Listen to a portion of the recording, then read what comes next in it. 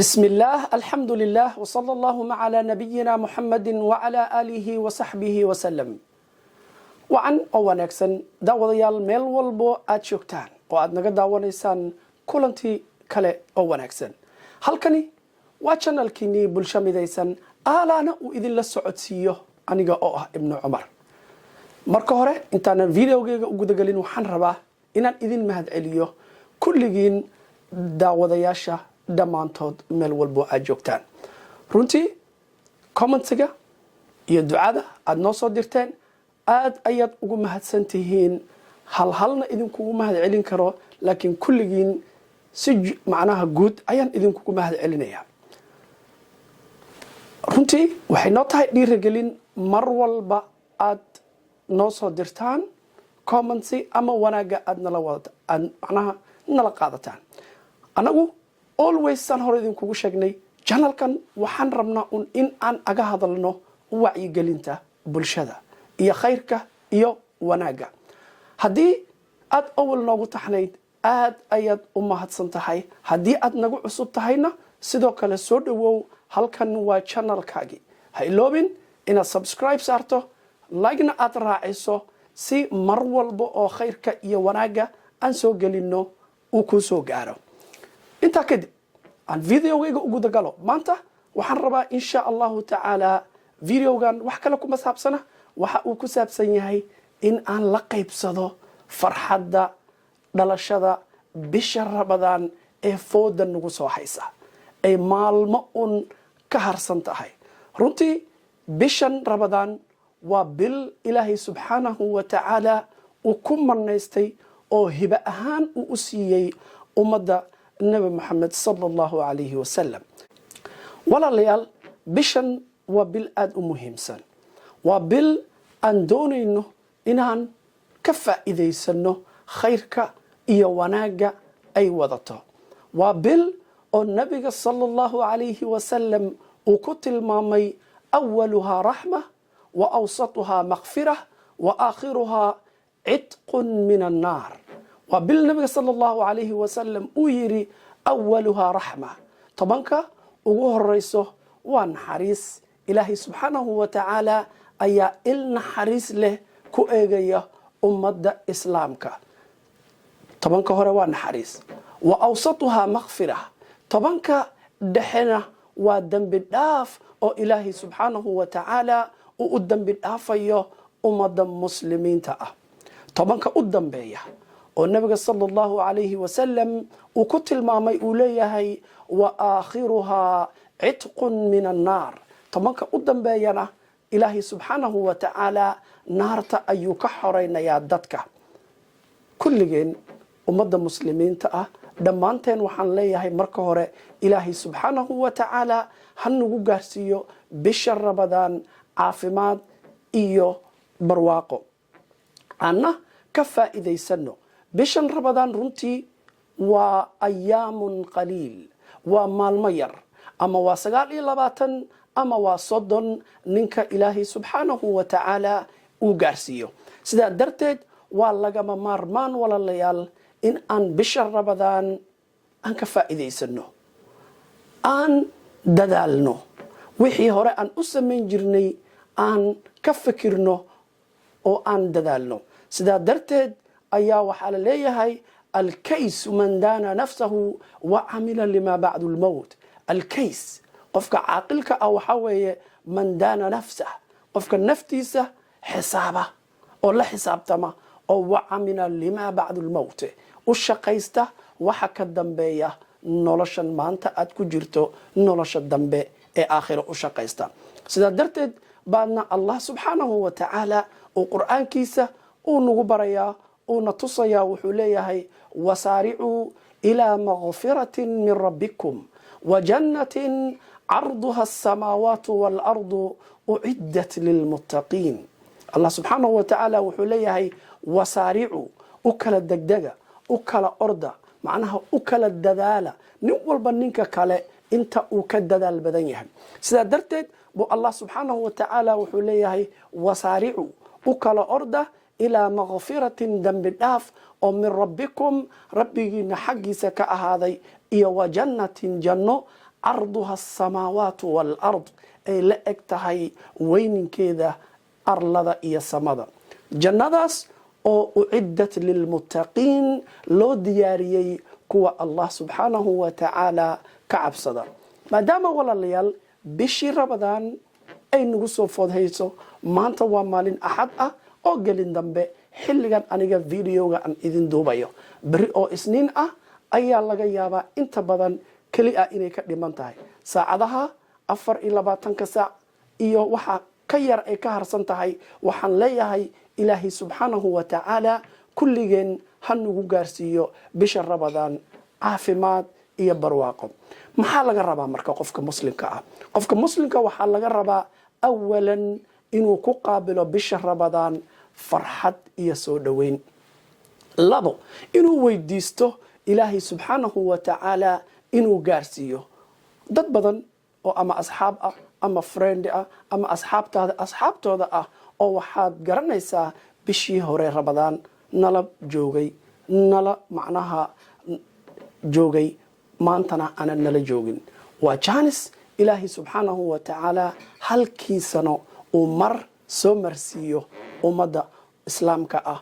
uu hadiyad u siiyey. soo jaaniskan waa inaad ka faa'iidaysato oo aad bisha ramadaan inta aysan dhalanin ka hor aad diyaar garowda, aad tiraaho bishii ramadaan baa ii dhalatay, alxamdu lilaahi, ilaahayna caafimaad iyo nabadgelyo igu soo gaarsiiyey. maxaan samaysanayaa marka? inaad la imaato waxyaalihii aad samayn lahayd bisha ramadaan. alisticdaad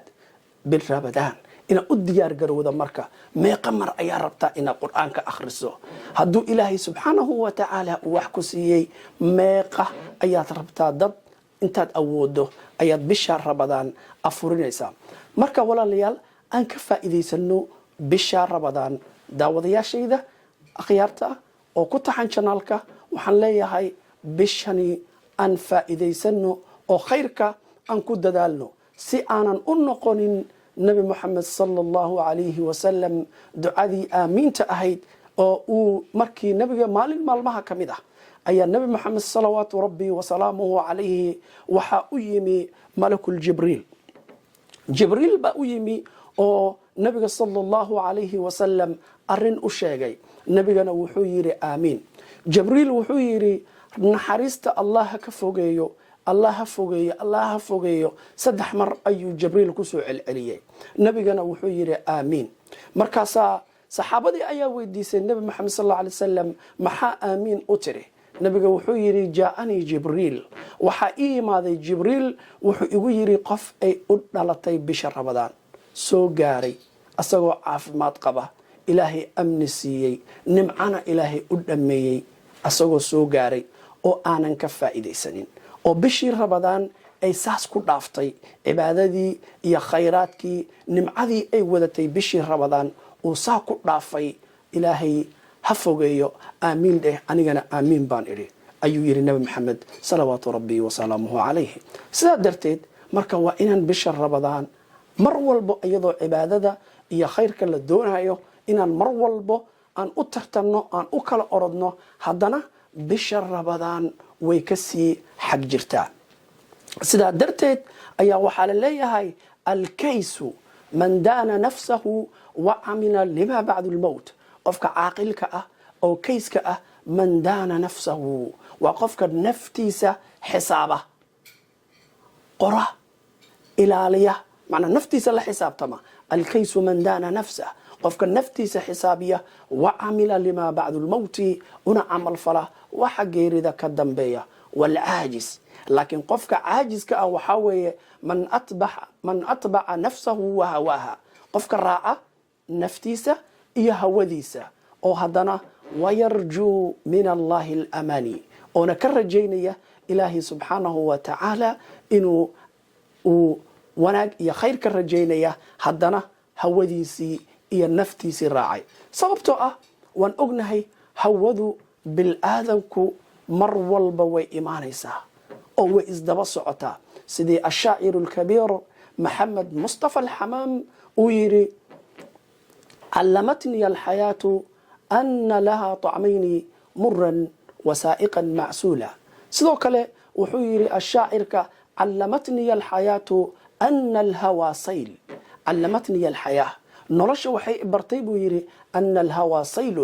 هوذو إني تهي سيدا داتك أوكالي فمن ذا الذي يرد السيول يا علينا يا داد يا علين كرا مركا إن بشهر رمضان أن ددالنو وأن كد ددالنو إن أن خيراتك فافنو إن أن كد ددالنو إلهي سبحانه وتعالى عبادة ديسا سببتو بشن رمضان ولا ليال وحا كجرته ليلة هبين أيا كجره هبين كاس أو النبي محمد صلى الله عليه وسلم هبين كاس أو الله وكتل مامي خير من 1000 شهر هبين كخير بدن كم بلوت أو أدغنته 8 سنة هبين كاس وحي ان كل حجرتا أو لو دحقريي بشهر رمضان gudaheeda maadaama habeenkaas ay bisha Ramadaan ku jirto waa inaan dadaalna sidaan habeenkaas aan u raadino iyo bisha Ramadaan khayrkeeda iyo wanaageedana aan u raadino oo aan habeenkaas dadaalno lianna nabiga sallallahu alayhi wa sallam uu dadaali jiray jibriil ayaana u iman jiray oo quraanka ay isla akhrin jireen marka hadaad khayrka hor ugu sii dadaalaysay hadeerna sii dadaal haddii aad khayrka markii hore aad ka yara gaabinaysayna hadeer aad u dadaal sababtoo waxaad haysataa jaaniska aad haysato waa jaanis aad u weyn nabiga sallallahu alayhi wa sallam wuxuu tilmaamay bisha Ramadaan markay dhalato futixat abwaabul janna waxa la furfurayaa albaabadii jannada oo dhan ayaa la furayaa wa qulqat abwaabun niiraan albaabadii naarta dhan waa la xirayaa wa sulsilati shayaatiintana waa la katiinaynayaa oo dadka mashquulin jiray waa laga xidhayaa sidaa darteed marka bisha Ramadaan waxaad haysataa jaaniska aadka u weyn oo in aan ka faa'iidaysano walaalayaal ay tahay lagama maarmaan sababtoo waxaan jeclahay naftayda khayrka iyo wanaaga dadka muslimiinta iyo walaalahay iyo Soomaalida kulligoodna waxaan la jeclahay khayrka iyo wanaaga nabiga sallallahu alayhi wa sallam ayaa noo tilmaamay oo yiri la yu'minu ahadakum hatta yuhibba li akhihi ma yuhibbu li nafsihi ahadkin ima rumaynin illa naftiisa uu la jeclaado waxa uu la jecel yahay walaalkiis naftayda waxaan la jeclahay tiinana aan la jeclahay midda ummadda Soomaaliyeed oo dhan aan la jeclahay inuu Ilaahay nagu daro bishan Ramadaan awal inuu nabadgeliyo iyo caafimaad uu nagu gaarsiiyo marka labaadna inuu Ilaahay nagu daro kumanaanta uu u dambi dhaafo naxariistiisa uu siiyo aakhirkana uu ka xoreeyo naarta sidaa darteed waxaan ku soo gabagabeynayaa حديث النبي محمد صلوات ربي وسلامه عليه والنبي صلى الله عليه وسلم أوليه من سام رمضان قفك الصومة بشر رمضان إيمانا واحتسابا إيمانا إلهي سبحانه وتعالى أصغر رميسا واحتسابا أصغر أجر رات سنية غفر له ما تقدم من ذنبه وحلو دافيا ذنبيسي kii horeeyay oo dhan waa loo dhaafayaa jaaniska bisha Ramadaan waxaa kamid walaalayaal nimcadiisa in Ilaahay uu ku dhaafo sanadkii tagay dambigaagii inuu Ilaahay ku dhaafo maxaa laga rabaa marka inaad badiso ducada inaan iscafino inaan iswalaalaysano inta ayaan rabaa inaan ku soo gabagabeeyo videogaygan maanta wuxuu ku saabsanaa inaan iskugu bishaarayno bisha Ramadaan iyo khayraadkeeda waxaan Allah subhanahu wa ta'ala aan weydiisanaynaa dhammaanteen inuu wadanka yaga uu nooga dhigo nabadgelyo in dadka yaga kala macnaha tafaraaruqsanna inuu Ilaahay subhanahu wa ta'ala uu noo mideeyo inaan ramadaankiisa uu Ilaahay tabaaraka wa ta'ala natuso wadankeeno midaysan dawladeeno awood badan shacabkeeno israacsan sababtoo wada jir wixii aan ku weyno ku helimayno tafaraaruqa intaas kadib waxaan idin leeyahay waan idin jeclahay dhammaantiin meel walbo aad joogtaan ilaa next videogeena dambe waxaan idinkaga tegayaa assalaamu calaykum waraxmatullaahi tacaala wabarakaatuh